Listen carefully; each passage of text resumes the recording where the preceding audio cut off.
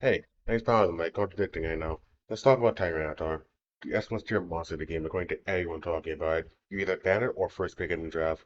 If you have it, you will win any of your matches, and that's what everyone's been talking about, when it's far more complicated than you may think. So, let's talk about it. Tyranitar's ban rate is off the charts at a massive 88% ban rate, according to uniteapi. The total amount of games uniteapi used to get this ban rate is about 160k matches. Checking the total amount of matches on quick math, yeah, about 18k games that Tyranitar played last week as of making this video, leading to a huge lack of understanding of how to play this character and even worse, how to fight it. Leading to those who want to try it out to learn how to better approach it, or even just learn the mon, realizing they would have an easier time shining out on Scarlet and Violet instead of trying to play a match with it. So, since some people aren't actually able to play it as or against their ant, there are a lot of misconceptions about it that started to pop up, and some have existed for quite a while, since it was never the main spotlight for quite some time. One of the major ones is that Tyranitar should also be going into jungle instead of lane, and this is flat out incorrect, as it hinders the early game with comps even more. Sending T-Tar in the jungle at the start means it can't take advantage of its actually alright early game as Laboratory by out-securing some laners and getting attack weight and nails cookie stats early in the game to help Tyranitar become even more powerful. Meanwhile, the enemy jungler and laners will gladly invade a Pupitar since it lacks a lot of tools to be able to actually challenge these invades and its evolution gets delayed while the enemy jungler just gets even stronger as a result of them stealing jungle. Another huge misconception is that there are no realistic counters in the Tyranitar. This is absolutely incorrect as many people will tell you, but again, lack of games playable as this character leads to more false thoughts about how it works. Some of these mons shown on screen are control-oriented mages like Ninetales, Gardevoir, and Duffwatts, alongside defenders with strong CC like Blastoise and Mamoswine, supports like Bussy and LD who can help keep people alive during Tyranitar's onslaught due to their utility and extra healing as well. But the most important issue is people thinking that in a game called Pokemon Unite, they can't rely on teammates to help them at all, leading to the effect of AO wanting to be the main character and having a main character arc leading to a lot of situations to allow Tyranitar to get even stronger. Now, but something incredibly important to mention about Tyranitar is competitive versus solo queue. Solo queue and competitive are vastly different in three main ways. Competitive has a lot more ways of communicating, as actual trust between teammates, and everyone being in agreement on how to win the game. Solo queue players in Pokemon Unite are especially guilty of wanting to be the main characters we mentioned before. A lot of players will often ignore picking utility-based characters, or if they do pick them, will often pick a more damage-oriented set and items such as your usual flail lax players, alongside not having any sense of cohesion in the team regarding objectives, overcapping, farming, or especially knowing how to disengage or leave from a bad fight. This is what allows characters like Tyranitar to thrive in Mystic Chaos because no one knows how to pick against it, which is exasperated by the reasons from earlier.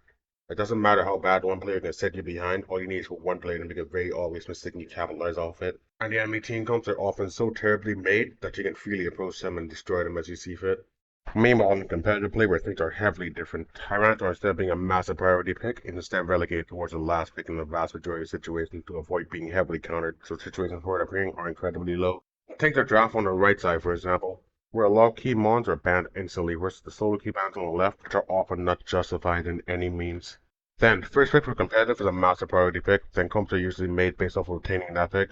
In solo queue, people often want to secure their favorite monster play first without disregard to what would be the best character to pick in that first spot, which is what leads to a lot of monsters that are easily punished or not even punished at all. So, what do some characters that Tyranitar fights easily do into it? Let's name a common one you might see often, which is Lucario and Blaziken. Those two monsters share a similar goal, which is to establish a good early lead and start snowball before Tyranitar is able to get involved by easily bullying it as much as possible before it becomes a T-Tar.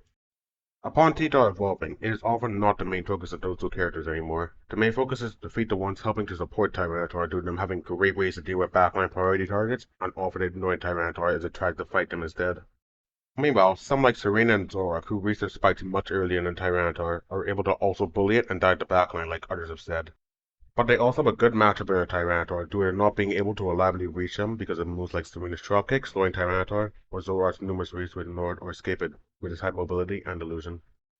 And let's not forget about the tanks. The worst misconception is that Tyranitar can easily bully defenders, but then you have to ask why are the tanks not able to easily displace Tyranitar and hold it in place for its team to easily melt it down, or have it be held back while the rest of the team has a team fight without the enemy Tyranitar being present, who's often the most important carrier of these fights for Tyranitar-based teams. The reason why this may be the most controversial part of the slide is due to the lack of matchup knowledge in the game and being unable to actually play against a Tyranitar due to already showing incredibly high ban rate. The example I give is the Sidgewai versus Tyranitar. Everyone assumes that the Sidgewai be easy pickings for T-Tar, but it's quite the opposite because Spear Shackle's ranging game, alongside Shell's Sneak defense red for itself and physical allies, it does become quite the nuisance towards T-Tar.